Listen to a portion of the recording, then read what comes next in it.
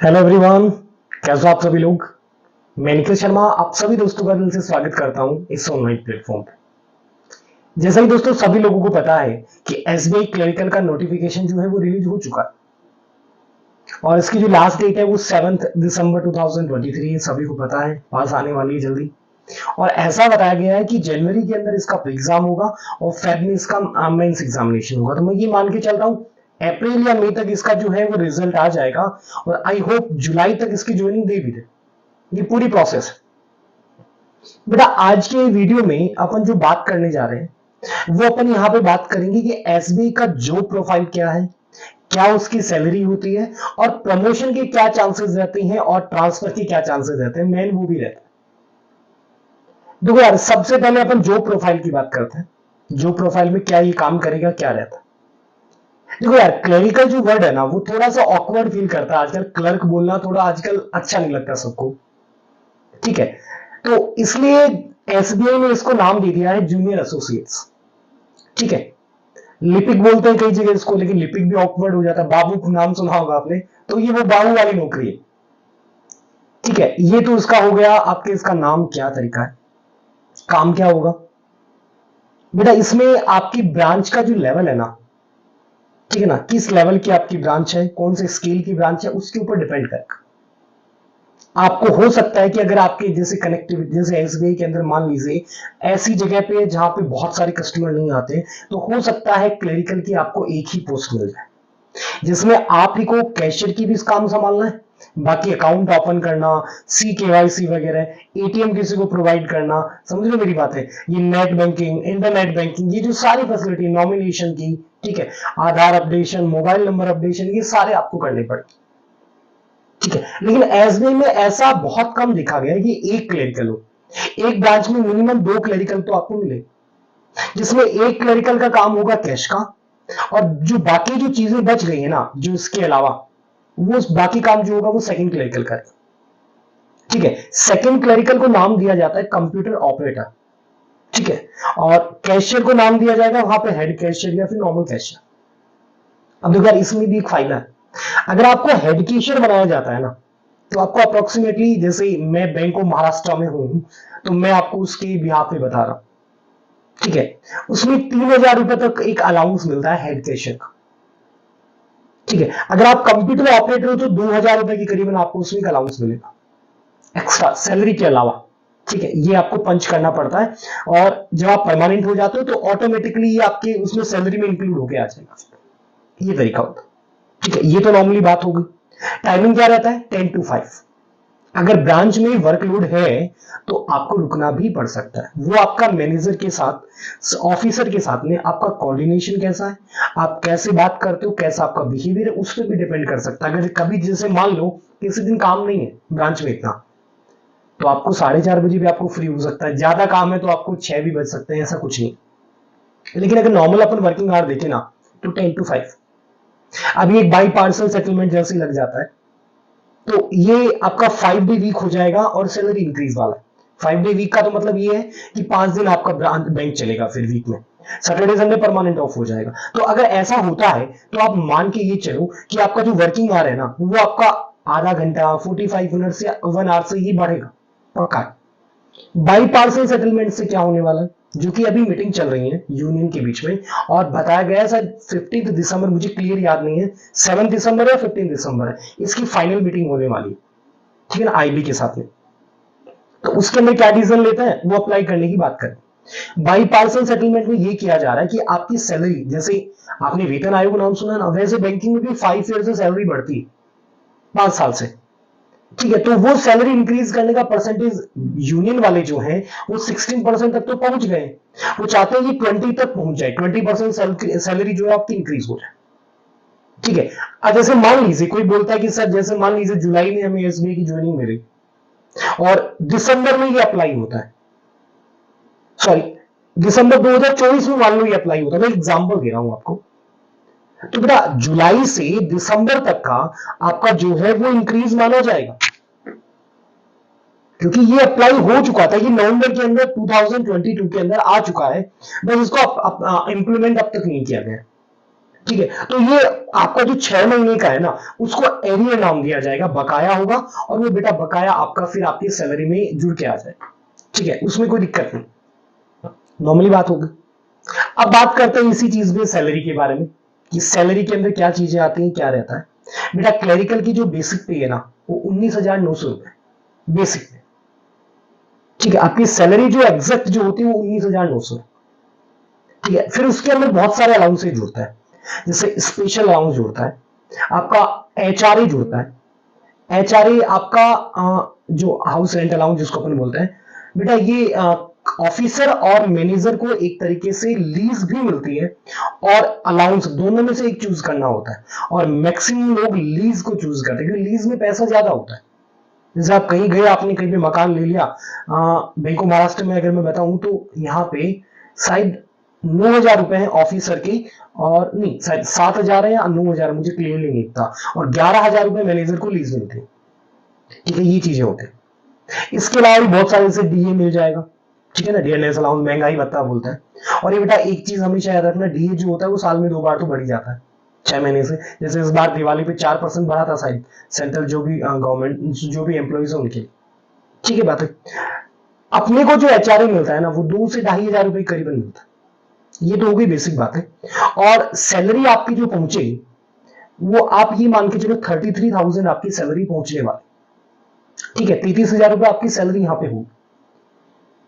अब उसमें फिर आपको अलाउंस जोड़ने हैं, जैसे मान लीजिए कोई कंप्यूटर ऑपरेटर है तो 2,000 रुपए वो जुड़ गए। समझ रहे मेरी बात है, 2,000 जुड़ता है। हाँ, दो सॉरी माई मिस्टेक, 36,000 आपकी सैलरी पहुंच जाती है, वो 3,000 रुपए इसमें डिडक्ट होंगे, मैंने बताया नहीं आपको। 3,000 रुपए जैसे आपकी सैलरी का जो बेसिक पे है, आपकी सैलरी है, उसका 10% आपका जिसको आप बोलते हो पीएफ। ठीक है ना, एनपीएस सिस्टम के अंदर चला जाएगा, पीएफ वाले में अंदर चला जाएगा 10%। तो ये एक तरीके से आप उसका 10% अगर निकाल लोगे ना, तो ये मान के चलो ये 33 पहुंच गया, मैंने वो बताया था। उसके अलावा आपको अलाउंस मिलने वाले, जैसे कंप्यूटर ऑपरेटर तो 2,000 प्लस आपको मिलेगा, और अगर आप हेड कैशियर हो तो 3,000 रुपए प्लस आपको मिलने वाला करीबन। ये तो नॉर्मल है आपका, तो मतलब आप उनको अगर इंक्लूड करोगे ना तो 35 प्लस हो जाए। ये तो बेटा बेसिक चीज है। इसके बाद भी बहुत सारी फैसिलिटीज है, जैसे आपको मिलता है व्हीकल अलाउंस। आप एक महीने में कितना पेट्रोल यूज करते हो, है ना, वो आपको व्हीकल रजिस्टर कराना होगा, उसमें खुद का होना चाहिए। आप उसका एज ए डिक्लेरेशन भी ले सकते हो, डिक्लेरेशन में 200-300 रुपए कम मिलता है। इसके अलावा आपको मोबाइल का जो है रिचार्ज, मोबाइल जो बिल आपका आएगा वो महीने का आपको मिलेगा, उसमें भी 200-250 रुपए। इंटरनेट आपको अलाउंस मिलेगा, है ना, उसमें आपको बिल मेंशन करना पड़ेगा, वो 400 रुपए के करीबन है। जैसे बैंक ऑफ महाराष्ट्र में हमारे यहाँ पे एक दो चीज फैसिलिटी और मिलती है, एसबीआई का मुझे ध्यान में नहीं है, उसमें कुछ चीजें एक्स्ट्रा मिलेंगी। यहां से ये मान के चलो 1-2 हजार रुपए आपकी ज्यादा होंगे। उसमें क्या मिलने वाला है, यहाँ पे क्या मिलता है, एक बनता है हाउस रेंट अलाउंस, सॉरी जिसको अपन बोलते हैं मेंटेनेंस, हाउस मेंटेनेंस, वो 500 रुपए मिलता है। इसके अलावा एक यहाँ पे मिलता है कैंटीन अलाउंस। आजकल कैंटीन अलाउंस बंद कर दिया, क्या होता है ये कैंटीन अलाउंस, अपन जैसे ही ब्रांच में कस्टमर हैं, ये जो भी हैं, या फिर अपन पर्सनली अपनी बात करें एज ए एम्प्लॉय, हाँ एज एन एम्प्लॉय अगर अपन बात करें ना, तो अपना दिन में चाय का पानी का ही खर्चा हो जाता है। तो बेटा अब बैंक वो होना एक तरीके से बियर नहीं करने वाला, आपको 750 रुपए महीने के आपको बैंक देगा, वो आप यूज कीजिए। लेकिन फिर भी बैंकों में ये चल रहा है अभी तक, ठीक है ना, कोई दिक्कत नहीं, वो वाली बात है। तो इस तरीके से करके अगर मैं आपको बताऊं तो 42,000 तक आपकी सैलरी आराम से पहुंच जाती है। ठीक है ना, एनपीएफ अगर आप उसको पीएफ वाला जो पैसा है वो आप उसको हटा देते हो, जितना आप करोगे उतना ही आपको गवर्नमेंट कंट्रीब्यूट करने वाली, तो ये मान के चलो आपका कैश इन हैंड में आपको बताऊं ना, तो विद अलाउंस तो ये 38-39 तक आराम से पहुंच जाएगा, आपको टेंशन लेने की जरूरत नहीं, कट आगे जितना भी विद अलाउंस। और ये बाई पार्सल सेटलमेंट अगर हो जाता है तो ये मान के चलो 45 तक आपकी सैलरी पहुंच जाएगी, इतना कोई दिक्कत नहीं है। टाइमिंग मैंने बता दिया, जॉब प्रोफाइल मैंने बता दी, ये सारी चीजें हो गई। अब बात करते हैं आगे प्रमोशन। ठीक है, क्लरिकल में आपको जैसे क्या होता है कि आपको एक बार ऐसा भी हो सकता है जोनल ऑफिस में रख दें, आपको हेड ऑफिस में रख दें, वहां पे कुछ टाइम तक आपको रुका जा सकता है। उसके बाद में आपको क्या होता है, ब्रांच अलॉट कर दी जाती है। 3 साल तक आपके 3 साल तक आप नॉर्मली ना तो ट्रांसफर के लिए ना प्रमोशन की बात कर सकते हो, हाँ इंक्रीमेंट के लिए आप बात कर सकते हो। इंक्रीमेंट के लिए 2 एग्जाम होती हैं, जीआई भी कुछ ऐसे करके, मेरे को याद नहीं है, एक सीआई कुछ ऐसे करके, उसमें क्या होता है कि उसमें एग्जाम सेंटर पे आपको जाना होता है और आपको सिलेबस भी बता दिया जाएगा और उसके हिसाब से आपको करना होता है। वहां पे आपको 1 इंक्रीमेंट 2 इंक्रीमेंट ऐसे जुड़ जाएंगे। ठीक है, कुछ बातें ऐसी हैं मुझे प्रॉपरली ध्यान में नहीं है क्योंकि मैं प्रमोशन नहीं चाहता हूँ, मैं सेटिस्फाई हूँ क्लरिकल लेवल पे, क्योंकि साथ में आपको पढ़ा पाऊंगा ना, ये अपॉर्चुनिटी मुझे क्लरिकल में मिल सकती है, पीओ या नहीं। रीजन इज दैट पीओ में आपका टाइमिंग जो बढ़ जाएगा। आपको 8 बजे तक भी आपको कोई बिठा देना ब्रांच मैनेजर, तो आप कंप्लेन नहीं कर सकते कि 8 बजे तक क्यों बैठे। क्लरिकल में क्या होता है, आपको 8 बजे तक बिठा दे तो आप कंप्लेन कर सकते हो, मेरा टाइमिंग 5 ओ क्लॉक है, ठीक है।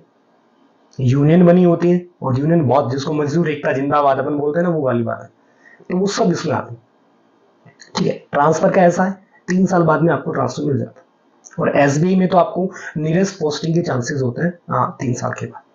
ठीक है, कोई दिक्कत नहीं, बहुत अच्छा है। हाँ, अगर आपने किसी दूसरे जोन से अगर फॉर्म फिल किया है तो आपका जैक चेक वाला काम थोड़ा सा लग सकता है, लेकिन मेरे हिसाब से वहां से आने में थोड़ा टाइम लग जाएगा। जैसे कोई मान लीजिए गुजरात से है और वो राजस्थान से फॉर्म फिल कर रहा है, वो तो मूर्खता होगी एक तरीके से, राजस्थान का जो है वो गुजरात से फॉर्म फिल कर रहा है, ठीक है, तो उसको गुजरात से यहाँ आने में बहुत टाइम लग जाएगा। हाँ, कोई आपकी अच्छी आगे तक पहुंच है, अच्छी आपका लाइसेंस है, तो आप वापस आ सकते हैं। ठीक है, जैसे मेरे यहाँ पे एक मैनेजर थे, वो यहीं ऐसे ही आए, ठीक है, महाराष्ट्र से यहाँ आए, तो लाइसेंस के थ्रू हो सकता है, ऐसी अपॉर्चुनिटी मिलती है।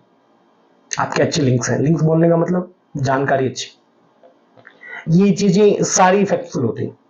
ठीक है, उसके बाद बात करें अपन, क्या पीओ प्रीफर करें, मतलब क्या हम प्रमोशन लें या ना लें।